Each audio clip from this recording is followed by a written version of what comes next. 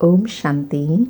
आज प्यारे बाप दादा के अनमोल मधुर महावाक्य हैं 25 दिसंबर 2025। आज की मुरली के सार में बाबा ने स्मृति दिलाई कि तुम सिक्की लधे बच्चे हो। सिक्की लधे उनको कहा जाता है जो गुम हो जाते हैं, फिर बहुत समय के बाद मिलते हैं। तुम 5000 वर्ष के बाद आकर मिले हो। यह वही बाबा है जिसने 5000 वर्ष पहले इस सृष्टि चक्र का हमको ज्ञान दिया था। अभी फिर से बाप आकर मिले हैं जन्म सिद्ध अधिकार देने के लिए।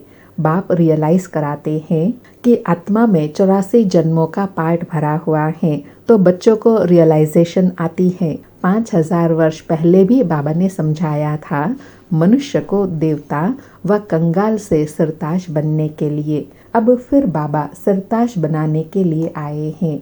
फिर कहा कि सत्संग तो ढेर होते हैं, यह है सच्चा सच्चा सत का संग, जो सत बाप राजयोग सिखाकर हमको सतयुग में ले जाते हैं। अभी तुम्हारी बुद्धि में सारे सृष्टि चक्र का ज्ञान है। तुम बच्चे ही स्वदर्शन चक्रधारी बनते हो। और विशेष कहा कि मधुबन में रिफ्रेश होने के लिए वही आएंगे जिनको बहुत अच्छा पद पाना होगा। कम पद वाले पुरुषार्थ भी नहीं करेंगे। यह ज्ञान ऐसा है जो थोड़ा भी पुरुषार्थ किया तो वह व्यर्थ नहीं जाएगा। पुरुषार्थ अच्छा करते तो सजा भी कम हो जाती है। याद की यात्रा बिगर फिर विक्रम विनाश नहीं हो सकते। फिर दूसरी स्मृति दिलाई कि शिव बाबा तुम बच्चों को राज्य भाग्य देकर गए हैं, तब तो उनको याद करते हैं ना। अब शिव बाबा कहते हैं मन मना भाव, मुझे याद करो और किसी की स्तुति नहीं करनी है। आत्मा की बुद्धि में कोई भी देहधारी याद न आए। बाबा कहे यह अच्छी रीति समझने की बात है। हमको शिव बाबा पढ़ाते हैं सारा दिन यह रिपीट करते रहो, बुद्धि एक बाबा की तरफ लगी रहे। और तीसरा, आज विशेष बाबा ने सतयुग की स्मृति दिलाते विजुअलाइज कराया कि सतयुग में सदैव फुलवाड़ी रहती है, कांटे होते ही नहीं, वह है ही बगीचा। वहाँ तो लकड़ियाँ आदि भी नहीं जलाते हैं, क्योंकि लकड़ियों से धुआं होता है, दुख फील होता है। बाबा कहे वहाँ तो ज़रा भी दुख की फीलिंग नहीं, बहुत अच्छे अच्छे बगीचे होंगे, खुशबू आती रहेंगी। फिर और विजुअलाइज कराया कि राजाए प्रिंस प्रिंसेज होंगे, बहुत रमणीक स्वर्ग होगा। जैसे इस धरती पर कितने सुंदर स्थान हैं, उसमें बाबा ने मैसूर को याद किया। बाबा कहे ऐसे वहाँ सतयुग में भी हवाएं बहुत अच्छी होंगी, हवा में भी खुशबू होगी, पानी के झरने बहते हैं।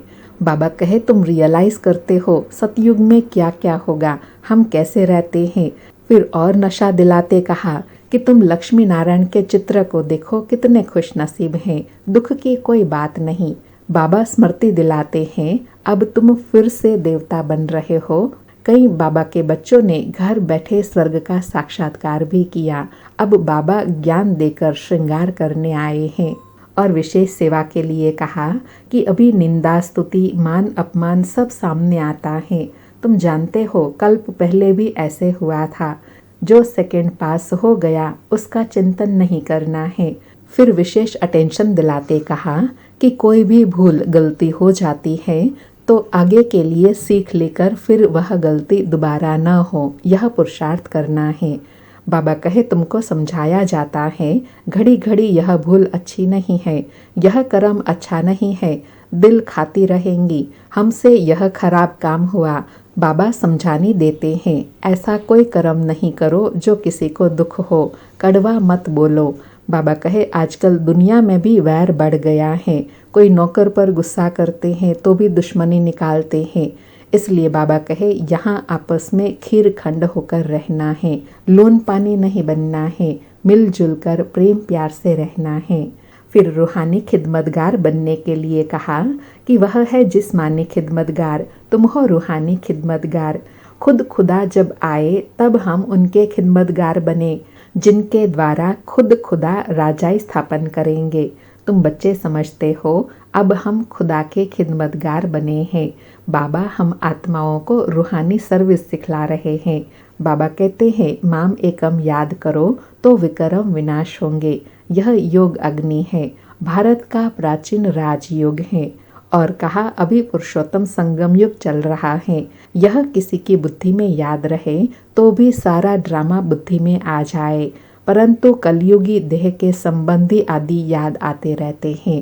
बाबा कहते हैं तुमको याद करना है एक बाप को, सर्व का सदगति दाता एक है जो आकर राजयोग सिखलाते हैं। तो याद भी एक बाप को ही करना है। सुनते हैं प्यारे बाप दादा के अनमोल मधुर महावाक्य। आज बाबा कहे, मीठे बच्चे, तुम बहुत समय के बाद फिर से बाप से मिल रहे हो, इसलिए तुम बहुत बहुत सिके लधे हो। आज मुरली से प्रश्न है, अपनी स्थिति को एक रस बनाने का साधन क्या है? उत्तर में बाबा कहे, सदा याद रखो, जो सेकंड पास हुआ ड्रामा कल्प पहले भी ऐसे ही हुआ था। अभी तो निंदा स्तुति मान अपमान सब सहन करना है। इसलिए अपनी स्थिति को एक रस बनाने के लिए पास्ट का चिंतन मत करो। सारी मुरली से धारणा के लिए सार है। पहला पॉइंट, कोई भी ऐसा कर्म नहीं करना है जिससे किसी को दुख हो। कड़वे बोल नहीं बोलने हैं। बहुत बहुत खीरखंड होकर रहना है। दूसरा पॉइंट, किसी भी देहधारी की स्तुति नहीं करनी है। बुद्धि में रहे, हमको शिव बाबा पढ़ाते हैं, उस एक की ही महिमा करनी है। रूहानी खिदमतगार बनना है। आज प्यारे सतगुरु ने वरदान दिया, शुद्ध संकल्प के व्रत अर्थात दृढ़ता द्वारा वृत्ति को परिवर्तन करने वाले दिल तख्त नशीन भव। शुद्ध संकल्प के व्रत द्वारा अर्थात दृढ़ता द्वारा वृत्ति का परिवर्तन करने वाले दिल तख्त नशीन भव। स्पष्टीकरण है, बाप दादा का दिल तख्त इतना प्योर है जो इस तख्त पर सदा प्योर आत्मा ही बैठ सकती है। जिनके संकल्प में भी अपवित्रता या अमर्यादा आ जाती है, वो दिल तख्त नशीन के बजाय गिरती कला में नीचे आ जाते हैं। इसलिए पहले शुद्ध संकल्प के व्रत द्वारा अपनी वृत्ति का परिवर्तन करो। वृत्ति परिवर्तन से भविष्य जीवन रूपी सृष्टि बदल जाएंगी।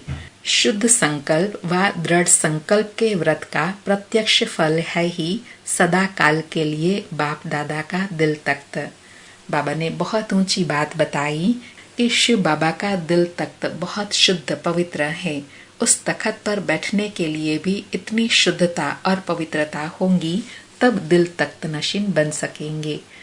आज का स्लोगन है, जहाँ सर्व शक्तियाँ साथ हैं वहाँ निर्विघ्न सफलता है ही।